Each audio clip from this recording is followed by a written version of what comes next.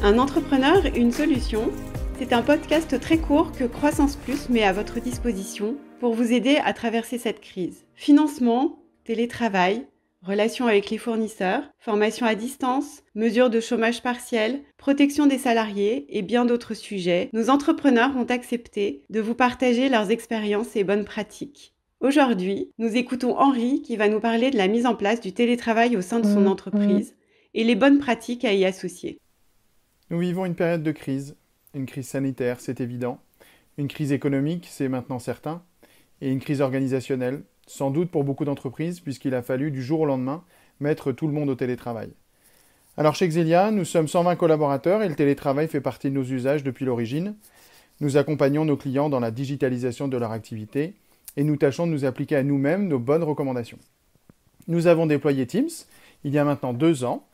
Nous avons 30% de nos collaborateurs qui étaient déjà en télétravail à 100% du temps et depuis la grippe H1N1, nous étions organisés pour que tout le monde puisse basculer en mode télétravail à tout instant. Mais alors, au-delà de cette mise en place technique, on s'est creusé la tête, il a fallu se réinventer en permanence pour continuer ce vivre ensemble. Alors, qu'est-ce qu'on a mis en place ? Eh bien, on a créé une équipe Teams pour chaque manager avec la présence des RH pour assurer le suivi et suppléer le manager en cas de défaillance. On fait tous les matins un coffee time avec tous les collaborateurs et le manager fait le point sur les forces vives pour s'assurer qu'on n'a pas de malades déclarés et, le cas échéant, prendre les mesures nécessaires pour la continuité d'activité. On a également décidé de faire un codir à 14 heures tous les jours pour réunir tous les directeurs et prendre rapidement les décisions qui s'imposent. Et puis à 14h30, nous publions à tous les collaborateurs une chronique du président où mon frère Cyril donne les décisions du jour. Cette chronique est très appréciée parce qu'elle permet de montrer que la direction reste bien à leur côté. Nous avons également organisé une salle virtuelle qu'on a appelée la cafétéria, qui est ouverte de 9h à 18h et où tout le monde peut venir se connecter à tout moment de la journée pour partager un bon moment de convivialité avec ses collègues, au-delà de son équipe habituelle.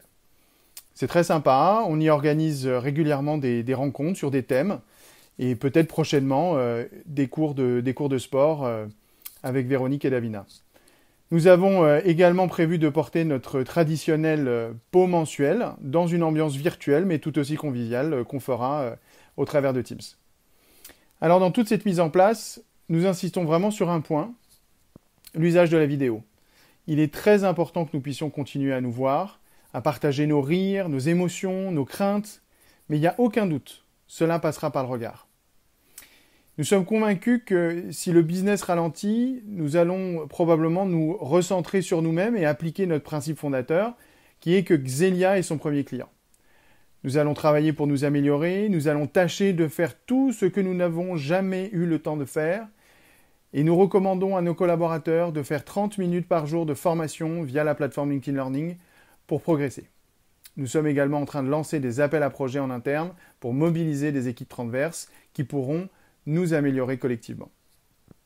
Cette crise ne fait que démontrer ce que nous pensons depuis le départ, 1 + 1 = 3.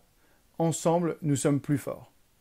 C'est également la force d'un grand réseau d'entrepreneurs comme Croissance Plus. Alors un grand merci à tous nos collaborateurs qui sont mobilisés autour de nous pour continuer l'activité et apporter tout le soutien nécessaire à nos clients qui ont un besoin crucial.